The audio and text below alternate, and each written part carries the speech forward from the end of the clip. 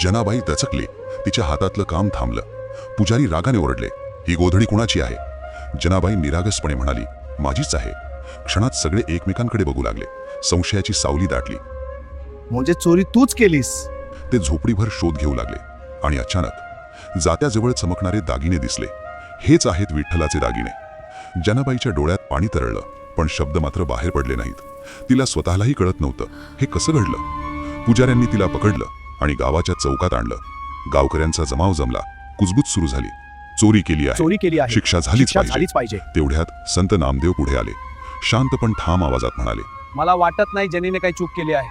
जनी, सत्य सांग. सगळ्यांच्या नजरा तिच्याकडे वळल्या, पण जनी गप्पच राहिली. ती कशी सांगणार की स्वतः विठ्ठल तिच्या घरी आला होता, की त्यानेच दागिने ठेवले होते? कोण विश्वास ठेवणार होता तिच्यावर? तिच्या मनात विचारांचा महापूर उसळत होता. विठ्ठला, ही कसली परीक्षा आहे? तुझं नाव घेतलं तर लोक मला वेडी म्हणतील आणि गप्प राहिले तर चोर. तिच्या डोळ्यांतून अश्रू वाहत होते, पण ओठांवर एकच गोष्ट उमटली, अभंग. ती हळू आवाजात गाऊ लागली. विठ्ठलाच्या नावात स्वतःला विसरून गेली.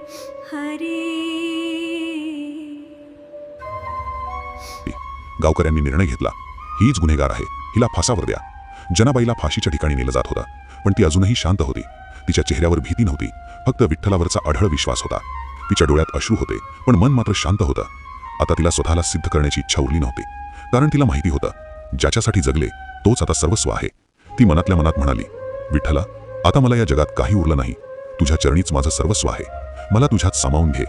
आणि पुढच्याच क्षणी अचानक वातावरण बदललं. आकाश काळं पडलं, वाऱ्याचा जोर वाढला आणि जसं फास तिच्या गळ्याला स्पर्श करणार त्याच क्षणी एक तेजस्वी प्रकाश प्रगट झाला आणि त्या प्रकाशातून स्वतः विठ्ठल. सगळे गुडघ्यावर बसले. पुजारी घाबरले. विठ्ठल शांतपणे म्हणाला, ही माझी जनी आहे. हिने कोणताही अपराध केलेला नाही. मीच तिच्या घरी गेलो होतो. मीच दागिने ठेवले. जनाबाई विठ्ठलाकडे पाहत होती. तिच्या चेहऱ्यावर एक विलक्षण समाधान होतं, पण आता तिच्या मनात एकच भावना होती, पूर्ण विरक्ती. ती हळूच म्हणाली, विठ्ठला, आता मला या जगात राहायचं नाही. तुझ्या चरणीच माझं सर्वस्व आहे. मला तुझ्यात सामावून घे. आणि पुढच्याच क्षणी तिचा देह जणू प्रकाशात विलीन होऊ लागला. तिचं अस्तित्व विठ्ठलाच्या तेजात मिसळू लागलं. लोकांच्या डोळ्यांसमोर जनाबाई विठ्ठलात सामावून गेली. जनाबाई फक्त एक नाव राहिली नाही, ती झाली भक्तीची अमर ज्योत, जी आजही प्रत्येक वारकऱ्याच्या हृदयात प्रज्वलित आहे.